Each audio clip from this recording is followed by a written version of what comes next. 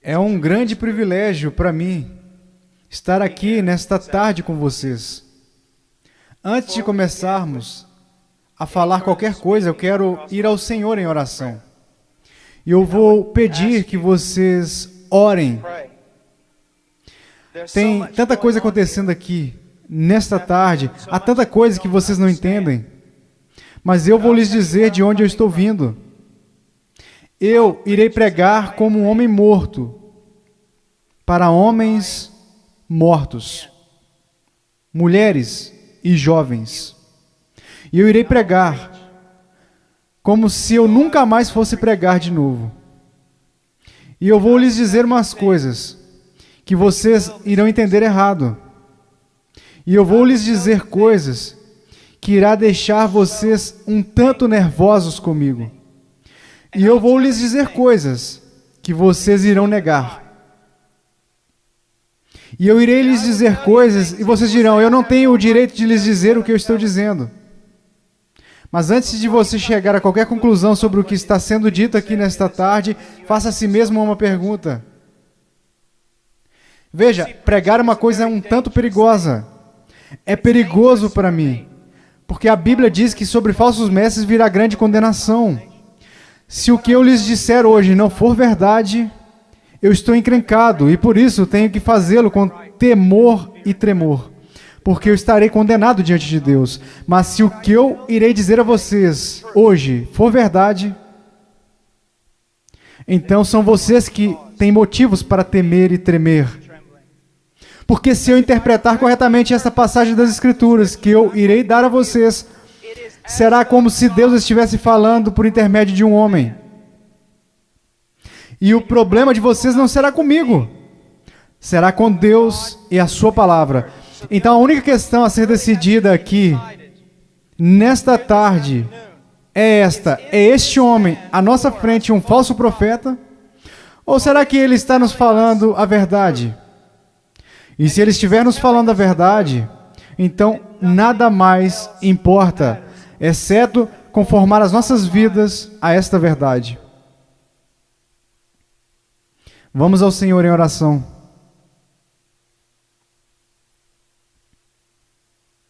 Pai,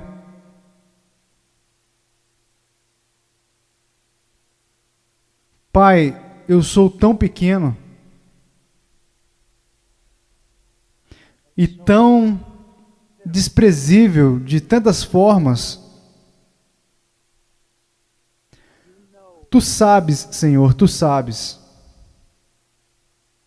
Ó Senhor amado,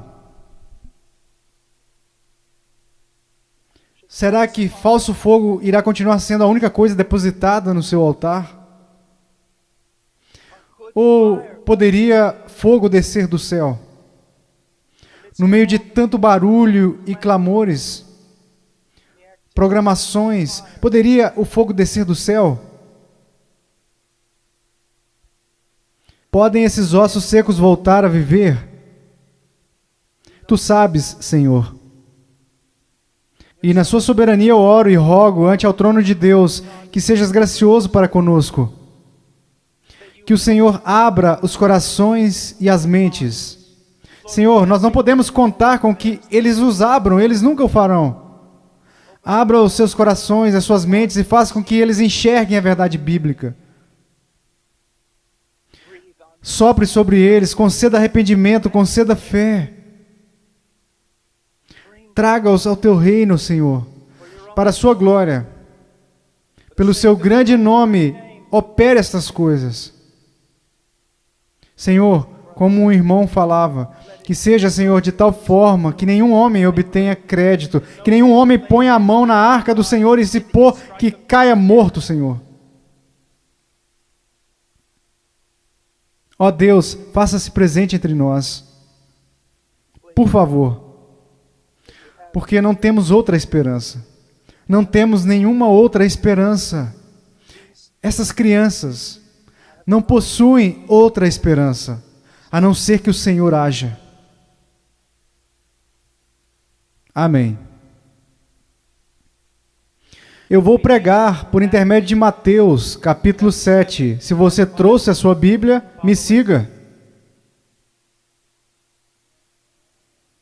Mateus capítulo 7, versículo 13. Jesus disse: Entrai pela porta estreita, larga é a porta, e espaçoso o caminho que conduz para a perdição, e são muitos os que entram por ela, porque estreita é a porta, e apertado o caminho que conduz para a vida, e são poucos os que acertam com ela. Acautelai-vos dos falsos profetas que se vos apresentam disfarçados em ovelhas, mas por dentro são lobos roubadores. Pelos seus frutos os conhecereis. Colhem-se porventura uvas dos espinheiros ou figos dos abrolhos? Assim toda árvore boa produz bons frutos, porém a árvore má produz frutos maus. Não pode a árvore boa produzir frutos maus, nem a árvore má produzir frutos bons. Toda árvore que não produz bom fruto é cortada e lançada ao fogo. Assim, pois, pelos seus frutos os conhecereis. Nem todo o que me diz Senhor, Senhor, entrará no reino dos céus, mas aquele que faz a vontade de meu Pai que está nos céus. Muitos naquele dia hão de dizer-me: Senhor, Senhor, porventura não temos nós profetizado em Teu nome, e em Teu nome não expelimos demônios, e em Teu nome não fizemos muitos milagres? Então lhes direi explicitamente: nunca vos conheci. Apartai-vos de mim, os que praticais a iniquidade. Todo aquele, pois, que ouve essas minhas palavras e as pratica, será comparado a um homem prudente, que edificou a sua casa sobre a rocha. E caiu a chuva, transbordaram os rios, sopraram os ventos e deram com ímpeto contra aquela casa, que não caiu, porque foi edificada sobre a rocha. E todo aquele que ouve essas minhas palavras e não as pratica, será comparado a um homem insensato, que edificou a sua casa sobre a areia. E caiu a chuva, transbordaram os rios, sopraram os ventos, e deram com ímpeto contra aquela casa, e ela desabou, sendo grande a sua ruína. Eu estou aqui hoje. Eu não estou preocupado no meu coração com a autoestima de vocês. Eu não estou preocupado no meu coração se vocês irão se sentir bem consigo mesmos, se a vida está do jeito que vocês desejam, ou se a conta bancária de vocês está verde. Só tem uma coisa que me tirou o sono. Só há uma coisa que me preocupou durante toda a manhã. E é isso aqui, ó. Em 100 anos, a maioria das pessoas neste edifício possivelmente estarão no inferno.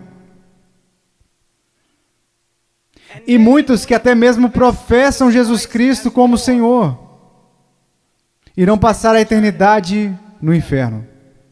E você diz: pastor, como você pode dizer uma coisa como essa? Eu posso dizer uma coisa como essa porque eu não realizo meu ministério nos Estados Unidos. Eu prego a maior parte do tempo na América do Sul, na África, no leste europeu. E eu quero que vocês saibam que quando olham para o cristianismo americano, ele é mais baseado em uma cultura sem Deus do que na palavra de Deus. E tantas pessoas são enganadas, e tantos jovens são enganados, e tantos adultos são enganados em crer que por terem feito uma oração uma vez em suas vidas, eles irão para o céu. Então, quando eles olham ao redor e enxergam outros que confessam a Cristo e veem essas pessoas tão mundanas quanto o mundo, e se comparam uns com os outros, nada perturba os seus corações. Eles pensam: bem, eu sou igual à maioria do meu grupo de jovens. Eu vejo coisas que não deveria ver na TV, eu dou risada das coisas que Deus odeia, eu uso roupas sensuais, eu falo como o mundo, eu ando como o mundo, eu amo a música do mundo, eu amo tantas essas coisas do mundo, mas graças a Deus eu sou um cristão. Por que eu sou um cristão? Eu não pareço diferente da maioria das pessoas da minha igreja. Por que eu sou um cristão? Porque houve uma vez na minha vida que eu fiz uma oração e pedi para Jesus entrar no meu coração. Eu quero que vocês saibam que a maior heresia na igreja evangélica protestante americana é que se você orar e pedir para Jesus Cristo entrar no seu coração, Ele definitivamente entrará.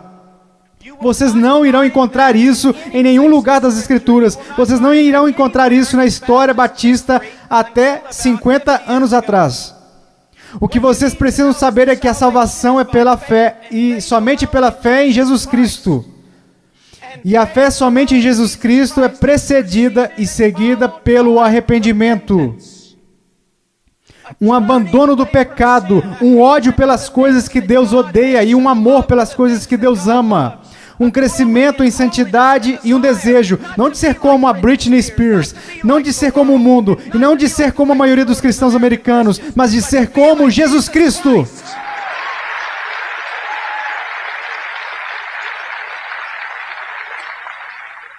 Eu não sei por que vocês estão aplaudindo, eu estou falando de vocês. Eu não vim aqui para ouvir améns, eu não vim aqui para receber aplausos, eu estou falando de vocês. Muitas vezes as pessoas vêm a mim e dizem, eu adoraria segui-lo até a Romênia, eu queria te seguir até a Ucrânia, eu adoraria pregar onde você prega e onde plantou igrejas no Peru, na floresta. E eu digo, não, você não iria.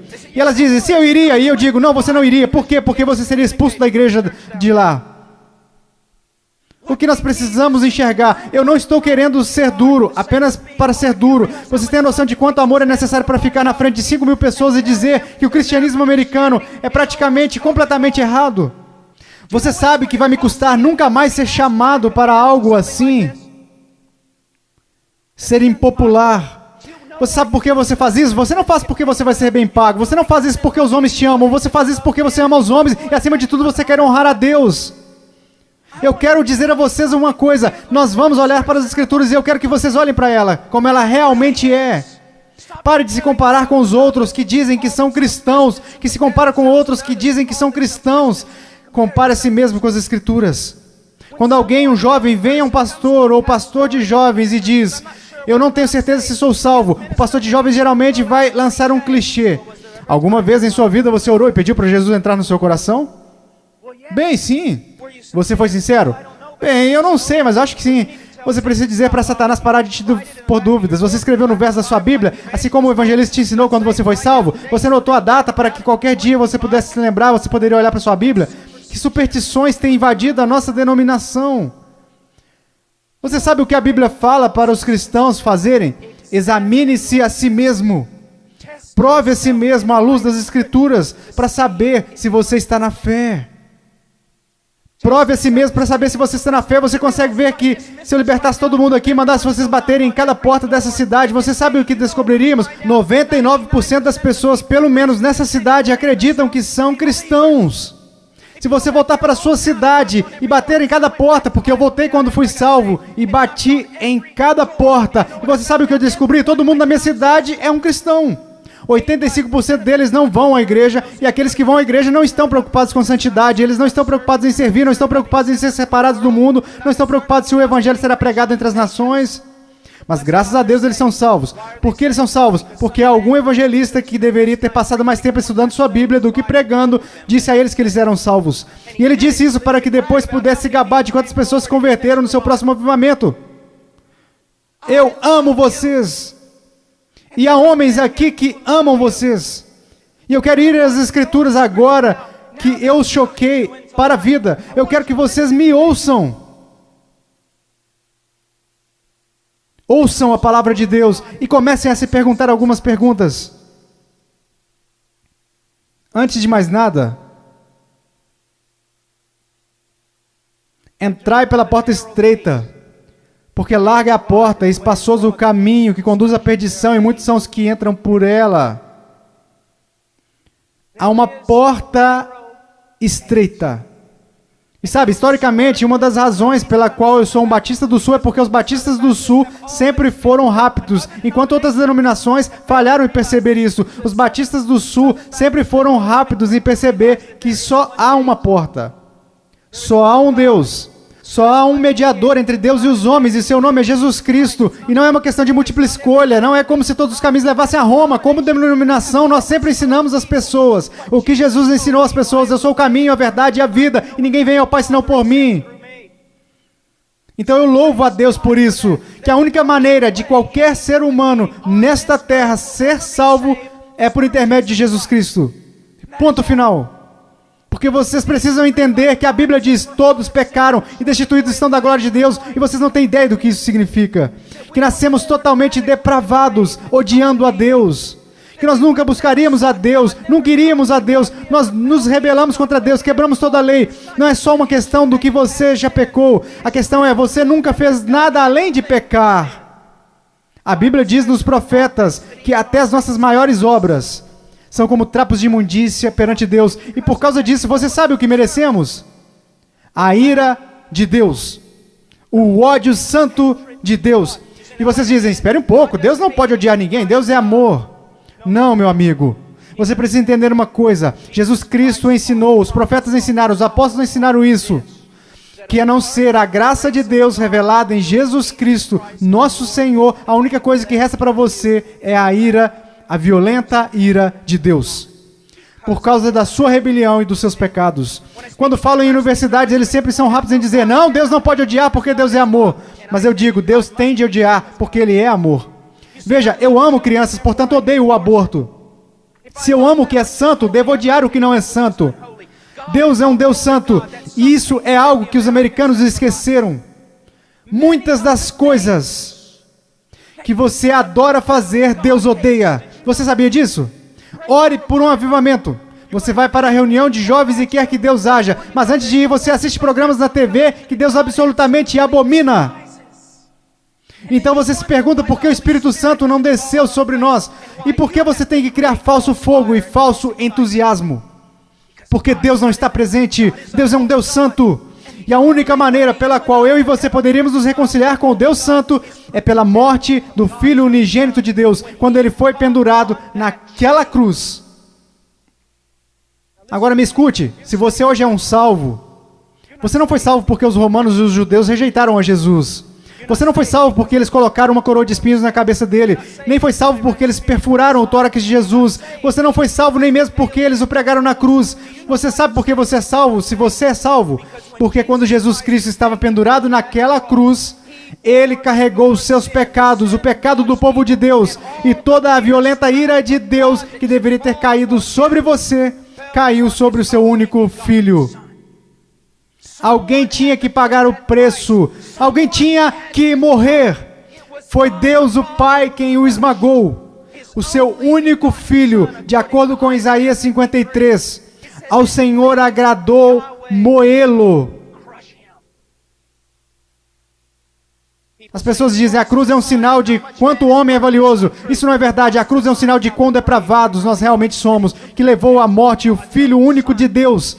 A única coisa que poderia salvar pessoas como nós foi a morte do único Filho de Deus, sob a ira de seu próprio Pai, pagando o preço, levantando dentre os mortos, poderoso para salvar. Este é o Evangelho de Jesus. Agora, o que você é chamado para fazer? Você diz, entrar pela porta estreita. Como você faz isso? Jesus disse, o tempo é chegado, o reino de Deus se aproxima. O que você deve fazer? Em Marcos, ele nos diz, arrependa-se e creia no Evangelho. Você diz, irmão Paul, eu fui salvo orando e pedindo para Jesus entrar no meu coração. E eu tenho certeza que você fez isso.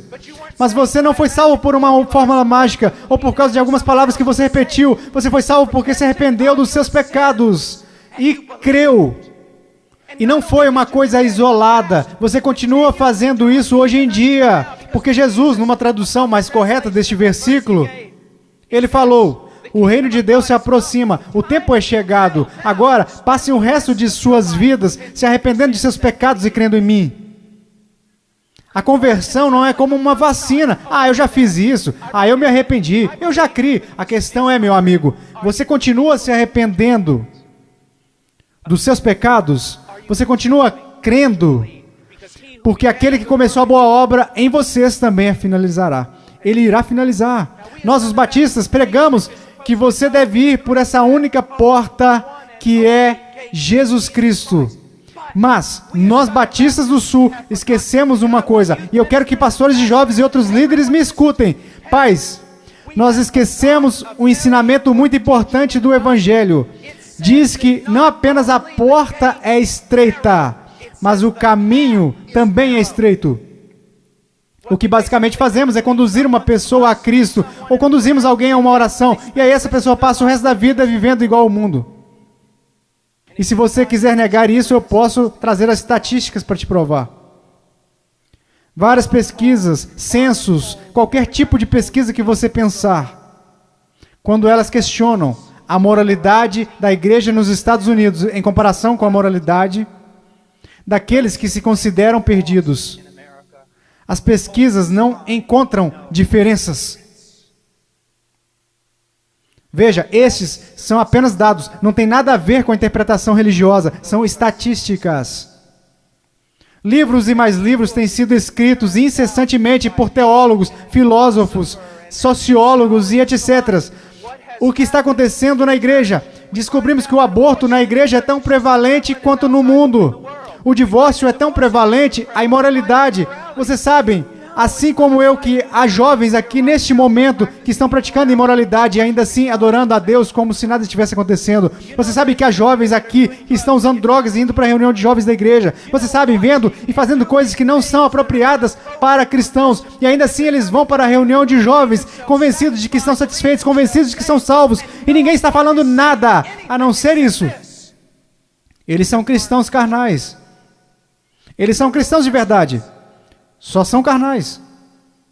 Essa é uma doutrina que começou num seminário batista, que não era um seminário dos batistas do sul, muitas décadas atrás. Essa doutrina não é bíblica e não é histórica. Meu caro amigo, ser cristão carnal não existe. Você diz, espera um pouco, irmão Paul. 1 Coríntios capítulo 3. Não sois porventura carnais, Paulo disse. Não. Isso foi o que Paulo disse. Mas você precisa ler o livro todo para saber o que ele queria dizer. Um dos nossos problemas, juventude, escute. A maior parte do nosso cristianismo é baseado em clichês que lemos nas camisetas cristãs. A maior parte do nosso cristianismo vem das músicas e não da Bíblia. A maior parte das coisas que a gente crê ser verdade é ditada pela nossa cultura e não pela Bíblia. A Bíblia não ensina que uma pessoa pode ser um cristão genuíno e viver constantemente em carnalidade, perversidade, pecaminosidade todos os dias de sua vida. Mas a Bíblia ensina que o cristão genuíno recebeu uma nova natureza. O cristão genuíno tem um pai que o ama, que o disciplina, que cuida dele e que se importa com ele. O meu coração está quebrantado, porque vocês sabem tanto quanto eu, jovens. Não sejamos hipócritas, não vamos esconder a verdade. Há muita gente assim, você os conhece, você pode ser um deles, ou ao menos sabe que tem um no seu grupo de jovens. Eles vão às reuniões, eles fazem todas as coisas, mas em seus corações eles são tão depravados quanto se pode ser. Não há diferença, não há luz. Tudo que o mundo faz, eles também fazem, e está tudo ok. Meu amigo, isso não é cristianismo. Eles não estão correndo perigo de perder o galardão, eles estão correndo perigo de ir para o inferno. Eles não conhecem a Deus. O que nós ensinamos? Quando foi a última vez que você ouviu alguém falar que não existe apenas uma porta estreita, mas também um caminho estreito? Jesus indica que um dos principais sinais para saber se você é um cristão genuíno é se você caminha no caminho estreito. Você sabe qual é o sinal para saber se você é um cristão na América? Você fez uma oração alguma vez. Não é incrível? O que você se pergunta quando duvida da sua salvação? Se você fez uma oração de salvação uma vez, o que as Escrituras ensinam? Examine a si mesmo, testifique nas Escrituras para saber se você está na fé, porque um cristão será diferente. Estou dizendo que um cristão está sem pecado? Não, porque aprendemos em 1 João que os cristãos pecam, e se dissermos que não conhecemos o pecado, não conhecemos a Deus, não andamos na luz. Então qual é a diferença? Aonde eu quero chegar? Eu estou chegando até aqui. Se você é genuinamente um cristão nascido de novo, um filho de Deus, você irá caminhar pelo caminho da justiça, como um estilo de vida. E se você se desviar desse caminho de retidão, o Pai irá até você. Ele irá te disciplinar, ele vai te colocar de volta naquele caminho. Se você professa que entrou pela porta estreita, mas você continua andando pelo caminho largo, assim como todos da sua escola, assim como todos que são carnais e depravados, a Bíblia quer que você saiba que você deveria ficar terrivelmente amedrontado, porque você não conhece a Deus. Eu temo homens que passam a maior parte de suas vidas dizendo a outras pessoas que elas são salvas.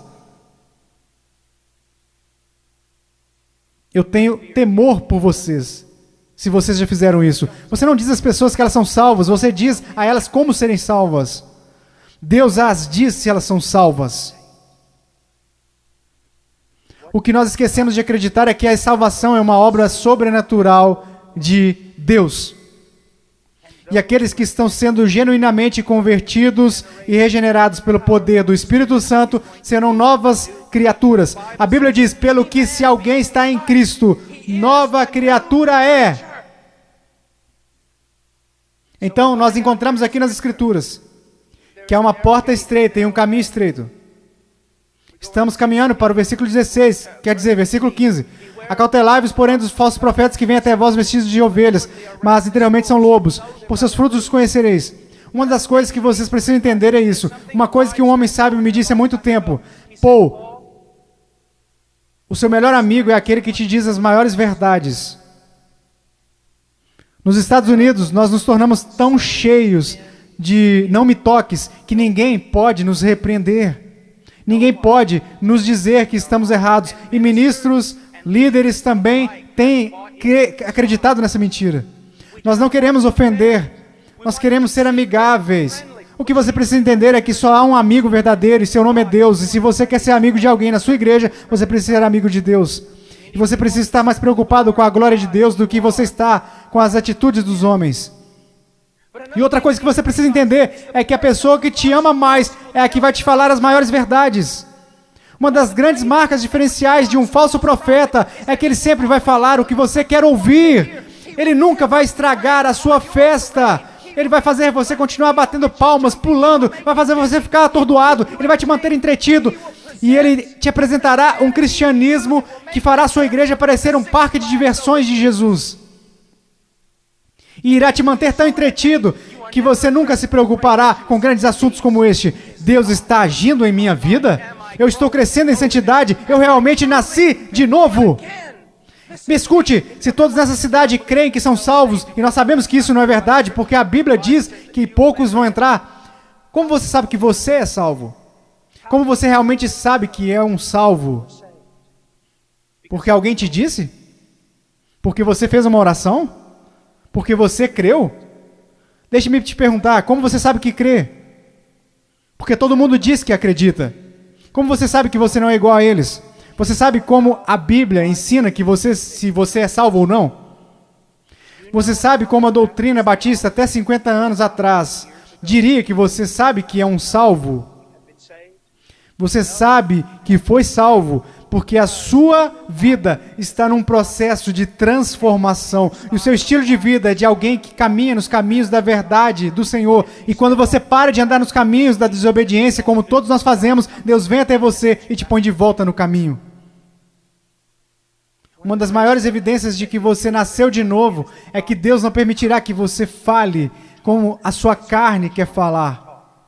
Deus não irá permitir que você se vista como o mundo sensual e a igreja sensual permitem que você se vista. Deus não irá permitir que você caminhe como o mundo, cheire como o mundo, fale como o mundo, escute as coisas que o mundo escuta. Deus irá e fará a diferença na sua vida. Diz aqui, ao continuarmos, versículo 17, então todos, quer dizer, vamos para o versículo 16, você os conhecerá pelos seus frutos. Como você reconhece o falso profeta? E uma aplicação mais ampla aqui nas Escrituras. E como você sabe que alguém é um cristão genuíno? Pelos seus frutos. Pelos seus frutos, meus amigos. Veja a sua vida. Veja o jeito que você anda. Veja o jeito que você fala. Veja pelas paixões do seu coração. Por acaso Jesus está aí em algum lugar? Ou ele é só um acessório que você acrescenta em sua vida? Ou é só uma coisa que você faz nas quartas e domingos? Ele é só alguém que você aceita apenas intelectualmente, mas não de coração? Ele é um acessório ou ele é o centro da sua vida? E qual é o fruto que você está produzindo? Você parece com o mundo, age como o mundo, você experimenta as mesmas alegrias que o mundo experimenta? Você consegue amar o pecado e gostar de cometê-lo? Você consegue amar a rebeldia e gostar de ser rebelde? Então você não conhece a Deus. Você os conhecerá pelos seus frutos. Deus tem o poder para mudá-los. Imaginemos por um momento Jesus ensinando esta passagem. E você está lá ouvindo. E ele olha para você e diz: espinhos, espinhos. Você acha espinhos em figueiras? E você diz: é claro que não, Jesus. Você não é um agricultor, você não é um fazendeiro, você é um carpinteiro, mas todo mundo sabe, Jesus. Você não encontra espinhos numa figueira. Então, deixe-me fazer outra pergunta. Você encontra figos, bons frutos, em espinheiros? É claro que não, Jesus, isso é loucura. Quer dizer, você nunca vai achar espinhos numa figueira e também nunca encontrará figos num espinheiro. Jesus, se me dissessem que isso é possível, pode tomar nota. Ou essa pessoa é louca ou é uma mentirosa. Então Jesus te responde: muito bem.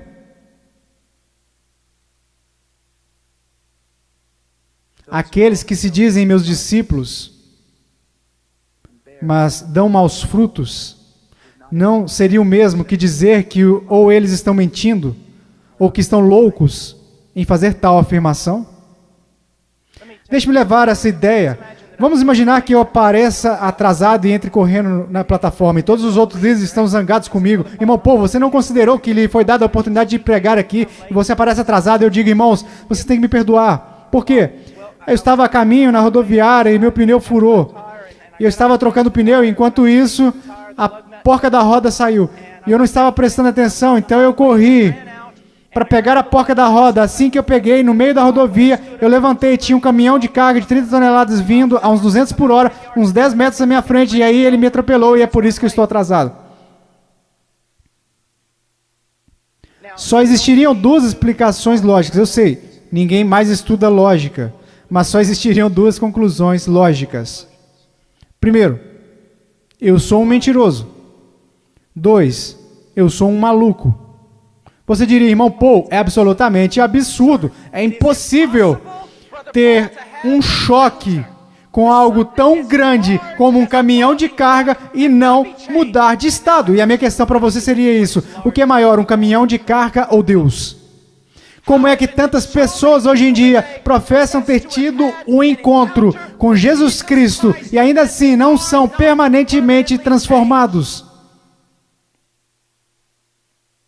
Deixe-me dar a vocês algumas coisas para pensar. Vocês sabem que estou lhes dizendo a verdade. Quantas vezes você vai e rededica a sua vida de novo e de novo e de novo?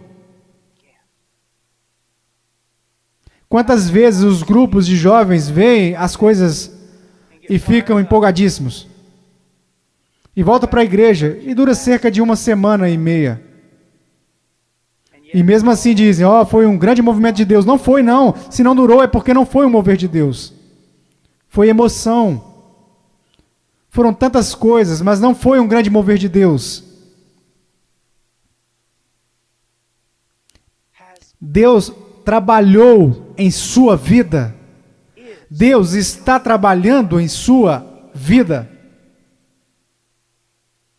Você os conhecerá pelos seus frutos. Você os conhecerá pelos seus frutos. Vamos adiante. Versículo 19. Toda árvore que não dá bom fruto, corta-se e lança-se no fogo. Portanto, pelos seus frutos os conhecereis. Escute isso. Você precisa entender algo acerca da literatura hebraica. Quando nós queremos dar ênfase a alguma coisa, sabe o que nós fazemos? Aumentamos o tom de voz. Se estamos escrevendo, colocamos em negrito ou em maiúscula. Mas para o judeu era diferente. Quando ele quer enfatizar algo, ele repete e ele repete. Por isso que encontramos paralelismo hebraico no livro de Provérbios. O ímpio não viverá na terra, o ímpio será destruído. Ele está dizendo coisas, só que de um jeito diferente para dar mais ênfase. É isso que Jesus está fazendo o tempo todo aqui. Pelos seus frutos os conhecereis, pelos seus frutos os conhecereis. Vocês os conhecerão pelo caminho que eles andam. Pelos seus frutos os conhecereis. Pelos seus frutos os conhecereis. Ele diz, toda árvore que não dá bom fruto, corta-se e lança-se no fogo. Sobre o que ele está falando? Meu caro amigo, ele está falando sobre o juízo do Deus Todo-Poderoso, que um dia cairá sobre o mundo. Que um dia, possivelmente, irá cair sobre você. Meu caro amigo, eu não consigo olhar o seu coração. Eu sou tão facilmente enganado pelo meu próprio coração. Mas há um que não é enganado. Há um que não é enganado. E ele não é enganado por uma cultura cristã pós-moderna. Ele sabe. Pelos seus frutos os conhecereis. Então ele continua. E ele diz isso. Versículo 21. Nem todo o que me diz Senhor, Senhor entrará no reino dos céus, mas aquele que faz a vontade de meu Pai que está nos céus. Você sabe o que a sua profissão de fé em Jesus vale? Absolutamente nada. Sim. Você leu essa passagem? Estude ela. Nem todo o que me diz Senhor, Senhor, nem todos que professam Senhor, Senhor, entrará no reino dos céus. Muitas pessoas dirão Senhor, Senhor, mas não entrarão no reino dos céus. Meus filhinhos, você é um deles. Senhor, Senhor. Agora, vamos voltar para a literatura hebraica. Ele diz Senhor, Senhor, ele não diz Senhor. Ele diz Senhor, Senhor. O que significa? Esse sujeito que está fazendo essa profissão não é alguém que de repente decidiu. É o dia do juízo, é melhor confessá-lo como Senhor. Essa é uma pessoa que professa enfaticamente aos outros que Jesus é o Senhor. Ele anda por aí dizendo que Jesus é o Senhor. Ele dança enquanto os músicos estão tocando e diz que Jesus é o Senhor. Ele canta dizendo Senhor, mas Jesus diz a ele, afasta-te de mim, eu não te conheço. Billy Graham é uma das pessoas mais amáveis e bondosas. E ainda assim, ele disse que a maioria das pessoas das igrejas confessionais estão perdidas. Ele disse que ficaria feliz se ao menos 5% das pessoas que fizeram uma profissão de fé em suas cruzadas evangelísticas fossem de fato salvas. Quando estou na Nigéria, eu estive lá no ano passado visitando a mãe cujo filho estava em nossa igreja e que foi assassinado por muçulmanos. No norte da Nigéria, se alguém confessa a Jesus Cristo, você meio que já sabe que é verdadeiro. É real. Por quê? Porque eles podem morrer por causa dessa confissão. Mas na América,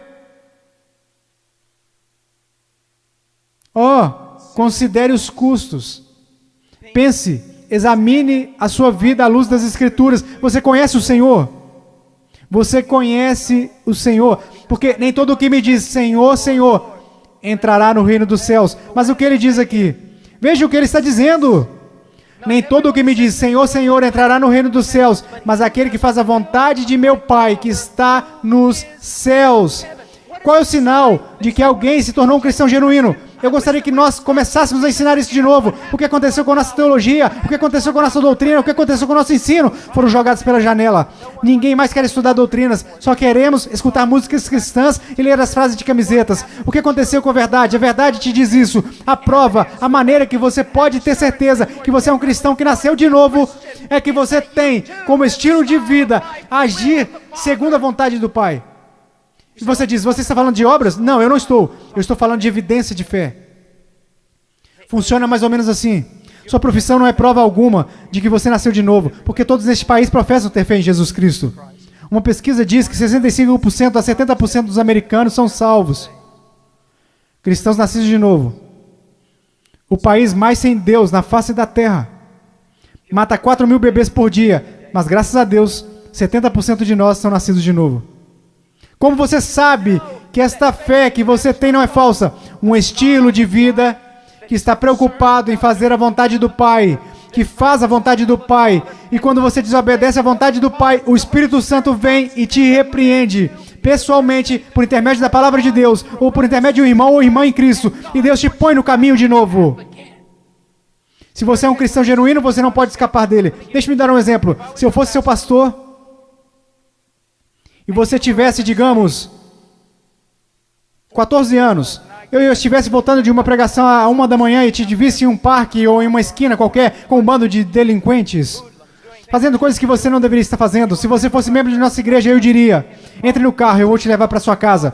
Eu não ficaria bravo com você, eu ficaria bravo com seu pai. Eu diria a ele, Senhor, você é um pai negligente e irresponsável por deixar o seu filho fora de casa em tais circunstâncias. Eu quero que vocês entendam uma coisa, Deus não é um pai irresponsável ou negligente. Se você pode brincar com o pecado, se você pode amar o mundo, amar as coisas do mundo, sempre está envolvido com o mundo, fazendo as coisas do mundo. Se os seus heróis são pessoas do mundo, se você quer parecer com eles, agir como eles, se você faz as mesmas coisas que eles fazem, Meu caro amigo, ouça a minha voz. Há uma grande probabilidade de você não conhecer a Deus e de não pertencer a Ele. Agora, para finalizar, versículo 22, muitos me dirão naquele dia, Senhor, Senhor, não profetizamos nós em Teu nome? E em Teu nome não expulsamos demônios? E em Teu nome não fizemos muitas maravilhas? Então lhes direi abertamente, nunca vos conheci. Você diz, a coisa mais importante na face da terra é conhecer a Jesus Cristo. E isso não é verdade. A coisa mais importante na face da terra é que Jesus Cristo te conheça. Eu não entraria na Casa Branca amanhã só porque eu fui até o portão e disse que eu conheço o presidente. Mas eles me deixarão entrar se o presidente falar, eu conheço o Paul Washer. Você pode professar conhecer Jesus, mas a minha pergunta para você é, você conhece Jesus? Jesus te conhece? E veja como ele descreve o homem perdido aqui. Ele diz, apartai-vos de mim, vós que praticais a iniquidade. Em grego, anomia. Uma partícula negativa. A, não, sem. A palavra nomos, lei. Não lei, sem lei. E é isso que significa. Deixe-me dar a vocês uma tradução. Apartai-vos de mim. Me escute. Se eu pudesse sair daqui e te abraçar falando isso, eu fazia isso. Me escute! Ele diz, apartai-vos de mim, vocês que dizem ser meus discípulos, que me confessam como Senhor, porém vivem como se eu nunca tivesse lhes dado uma lei para obedecerem. Eu acabo de descrever a grande maioria dos cristãos da América. Se alguém começa a falar de lei, se alguém começa a falar de princípios bíblicos sobre o que devemos fazer e o que não devemos fazer, como devemos viver e como não devemos viver, todos começam a exclamar, legalista, legalista. Mas Jesus disse, apartai-vos de mim, vocês que viveram, me chamaram de Senhor, contudo viveram como se eu nunca tivesse lhes dado uma lei para seguirem. Na cristandade americana diz assim, passe pela porta, louvado a Deus, viva como o resto do mundo. Tudo bem, você só é um cristão carnal e talvez você volte um dia. Você sabe o que acontece por causa do nosso péssimo evangelismo? Nós temos zilhões de crianças salvas, entre aspas, nas escolas dominicais, e quando fazem 15 anos eles vão para o mundo e a maioria deles vivem como demônios. E quando estão por volta de 30 anos eles voltam e rededicam as suas vidas. Talvez eles tenham acabado de ser salvos. Porque, amigos, é mais do que você contar a alguém que você é salvo, porque sabe que Jesus é Senhor. Satanás sabe que Jesus é Senhor. A sua vida está em processo de mudança. Então ele começa a falar sobre duas pessoas, duas fundações. Você sabe o que é essa passagem na interpretação contemporânea? É importante estudar teologia, é importante estudar história. A interpretação atual dessa passagem sobre a rocha e a areia é basicamente isso. Se você é cristão, você precisa construir vida sobre a rocha. Porque se você construir a sua vida sobre a areia, você será um cristão infeliz e sua vida não dará certo. Isso não é o que Jesus está ensinando. E a história me apoia nisso. Quase nunca foi interpretada dessa forma. Você sabe qual é a interpretação? É assim. Há dois caminhos. Há o caminho estreito e o caminho largo. Em qual você está? Há dois tipos de árvores. Tem a árvore que dá bons frutos e que vai para o céu. Tem a árvore má, e você sabe que é má porque dá maus frutos e vai para o inferno. Será cortada e lançada para o inferno. Há aqueles que professam Jesus como Senhor e fazem a vontade do Pai que está no céu. E há aqueles que professam Jesus como Senhor e que não fazem a vontade do Pai que está no céu. E eles irão para o inferno. Não por falta de obras, mas por causa de uma falta de fé demonstrada pelo fato de que eles não tinham obras. E ele continua. Não são dois cristãos construindo suas casas em duas fundações diferentes. Não, esses novamente são um homem salvo e um homem perdido. O homem perdido ouve a palavra de Deus ser pregada, mas não prepara a fundação. Você não consegue ver na vida dele como a palavra de Deus está formando e construindo e sustentando a sua vida. A sua vida não está... Quantas pessoas da Convenção dos Batistas do Sul, apesar dos nossos números, apesar de tudo o que dizemos, se nós simplesmente comparássemos as pessoas a essa passagem e disséssemos, você está construindo o seu casamento de acordo com a palavra de Deus, você está educando seus filhos de acordo com a palavra de Deus, você está administrando suas finanças de acordo com a palavra de Deus, você tem vivido separando-se das coisas deste mundo de acordo com a palavra de Deus, quantos estariam aptos a responder positivamente? Não, nada disso. Eu professo Jesus, Ele é o meu Salvador. O meu professor de escola dominical me falou. Eu sei. Assim como Leonardo Ravenhill, um conhecido meu, que antes de falecer costumava dizer: eu preguei uma só vez em várias igrejas batistas. Eu prego em muitos lugares como esse, somente uma vez. Eu poderia vir aqui hoje com um vocabulário que iria impressionar todos vocês e pregar para vocês sobre coisas que fariam vocês saírem flutuando deste auditório. Eu poderia contar a vocês histórias que fariam vocês rirem, histórias sobre cachorros e vovós que fariam vocês chorarem, mas eu os amo demais para fazer isso. Eu sei, porque a palavra de Deus é verdade, que há pessoas que acreditam ser salvas, mas não são. Não são. Eu sei que há alguns de vocês que olham ao redor e pensam: ora, eu sou salvo. Quer dizer, eu pareço com todo mundo do meu grupo. O que faz você pensar que o seu grupo é salvo? Ora, eu sou como meus pais, ou eu sou como os adultos da minha igreja, ou os diáconos, ou o pastor. E de que adianta? Você não será julgado por eles no dia da vinda de Cristo. A minha pergunta para você, querido, minha pergunta para você, meu filhinho, quero dizer, vocês poderiam ser meus filhos. E eu oro para que um dia, quando o meu filho crescer, que haja um pregador que fique diante dele e diga: basta! Vamos focar o que a palavra de Deus diz. Como a sua vida se apresentará diante do fogo ardente, que é a santidade de Deus no dia final. Amado, amada, preciosa menina, amado, precioso jovem, no dia final a sua confissão permanecerá verdadeira. Você é salvo. E eu não estou falando de, ora, eu acho que sou salvo. Sabe, há um caminho que ao homem parece direito, mas o fim dele são caminhos de morte. Ora, eu sinto do fundo do meu coração que eu sou salvo. Então deixe-me fazer outra pergunta. Você alguma vez já leu: enganoso é o coração, quem o conhecerá? Você não deveria ir ao testemunho das Escrituras? Ora, eu sei que sou salvo porque minha mãe, meu pai, meu pastor, todos disseram que eu sou salvo. Então eu te digo isso. O que a palavra de Deus te diz? Nós falamos tanto sobre ser cristãos radicais. Cristãos radicais não são pessoas que pulam em shows. Cristãos radicais não são pessoas que usam camisas gospel. Cristãos radicais são aqueles que carregam os frutos do Espírito Santo. Cristãos radicais são aqueles que respeitam e honram os seus pais, mesmo quando sentem que seus pais estão errados. Cristãos radicais são aqueles que não... Agora escutem, isso vai deixá-los irados. E eu estou falando com garotos e garotas. Cristãos radicais são aqueles que não se vestem sensualmente para mostrar os seus corpos.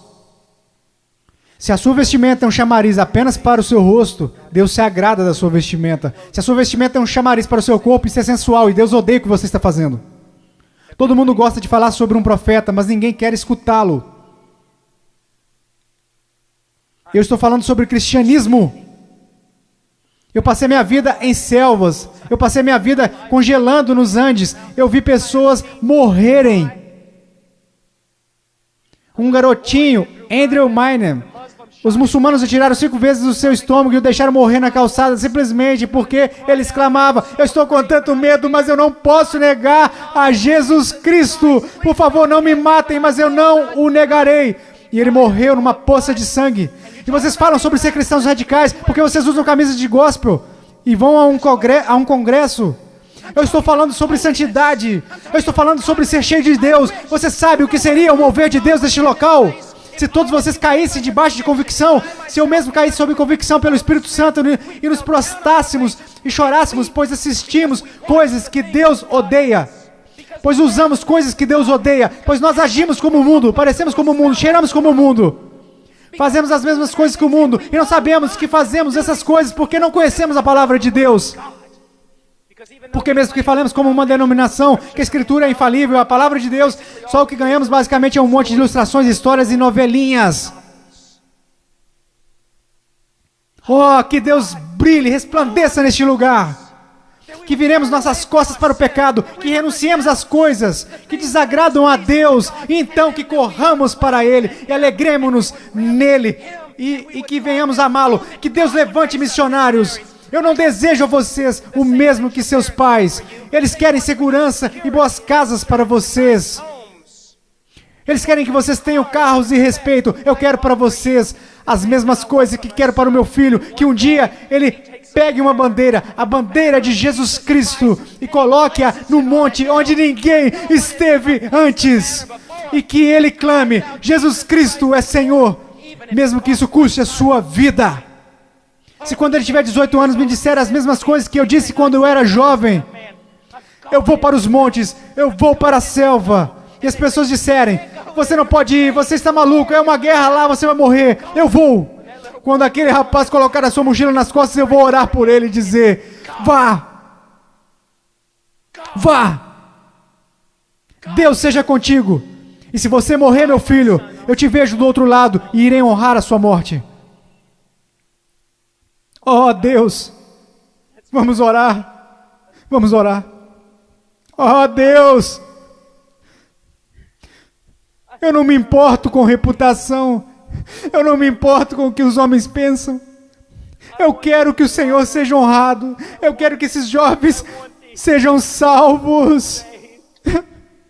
Eu quero que os salvos parem de olhar para um cristianismo cultural e que o Senhor odeia, que cuspirá fora de sua boca, e que eles olhem para a sua palavra e digam, eu seguirei a Jesus.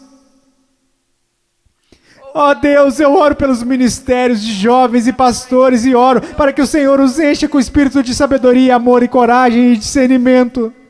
E querido Deus, custe o que custar, eu oro para que o Senhor levante missionários. Ao olhar para esses garotos, eu não posso evitar de pensar no meu filhinho. Ó Deus, que o Senhor salve o Ian e que eu levante o mande para a pior parte da batalha. Ó querido Deus, levante missionários aqui. Levante missionários, levante pregadores e pastores, e embaixadores, evangelistas, que conheçam a palavra de Deus. Oh Deus, trabalhe neste lugar, por favor, trabalhe neste lugar, amado Deus. Por favor, por favor, por favor, por favor. Agora com todas as cabeças baixas. Há alguém aqui, hoje à noite, que gostaria de dizer, irmão Paul, eu tenho vivido uma mentira. Eu digo que sou cristão, mas eu amo o mundo. Eu pareço com o mundo. Eu cheiro como o mundo e eu me odeio por conta disso. Irmão Paul, eu estou tão cansado deste cristianismo que eu tenho vivido. Eu estou cansado disso. Eu estou cansado disso. Eu quero ser salvo. Eu quero ser salvo. Eu só quero que levantem. Irmão Paul, eu quero ser salvo. Amém. Alguém mais? Eu quero ser salvo.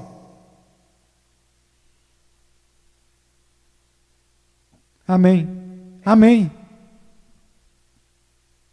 Em momentos teremos um apelo, e vocês que levantaram, eu vou descer aqui e quero que vocês se encontrem comigo. Eu quero falar com vocês. Agora, vocês podem se sentar. Agora, quero conversar com vocês que professam ser cristãos.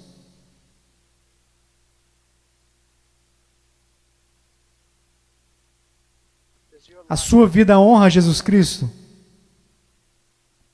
Você está olhando em sua palavra para descobrir como deve viver? Eu oro de todo o coração. A única coisa que irá salvar a igreja na América, só há duas possibilidades. Uma é uma reforma total em nossas pregações e de nosso estudo da palavra de Deus. E a outra é uma perseguição feroz e horripilante. E essa é a única coisa que irá salvar a igreja na América. Eu oro. Oro para que vocês retornem à palavra. Eu oro. Ouçam-me, jovens. Vocês precisam dizer, ok, como eu devo proceder perante meus pais? Vá à palavra, descubra, obedeça. Como devo me vestir? Vá à palavra, descubra, obedeça. Como devo falar? O que devo escutar? Ponha cada pensamento, palavra e ato em sujeição a Jesus Cristo. Agora, Eu não vou pedir para que você levante, porque eu estou tão cansado de pessoas virem à frente e assumirem compromissos, e esses compromissos durarem apenas 2 minutos. Eu não estou aqui para poder escrever na minha revista que zilhões de vocês vieram à frente. Eu quero que você vá para casa e viva para Jesus Cristo com todo o seu coração. Mas se você precisa de aconselhamento, você dirá: irmão Paul, eu quero viver para Jesus Cristo, mas eu não sei como. Em minutos, nós iremos fazer um convite e eu quero que você venha à frente. Não para assumir um compromisso. Se quiser assumir algum compromisso, faça isso daí de onde você está sentado. Se precisa contar a alguém, vá contar ao seu pastor. Vá contar ao seu pastor de jovens. E quer saber? Nós saberemos se esse compromisso irá durar. Quer saber como? Porque irá durar. Nós saberemos se foi de Deus. Deixe-me contar-lhes uma coisa. Eu quero lhes contar uma coisa. Se você tomou a decisão de seguir a Jesus Cristo, se você tomou a decisão para ser salvo nesses 2 últimos dias, eu quero lhe dizer algo. Se foi algo genuíno, irá durar. Se daqui a algumas semanas você voltar direto ao mundo, viver como o mundo, agir como o mundo, eu quero que você saiba de uma coisa. Você não entendeu nada aqui nesse final de semana. Você foi emotivo, simplesmente isso.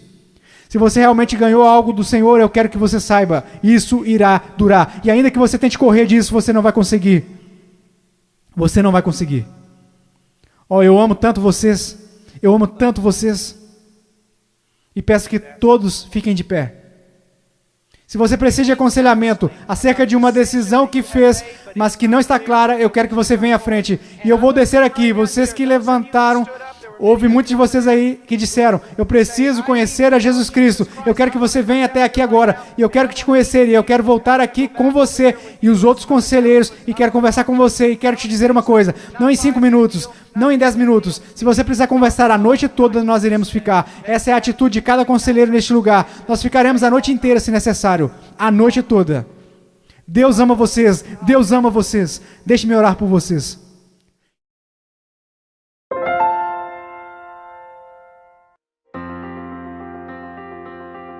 Please visit our website at heartcrymissionary.com.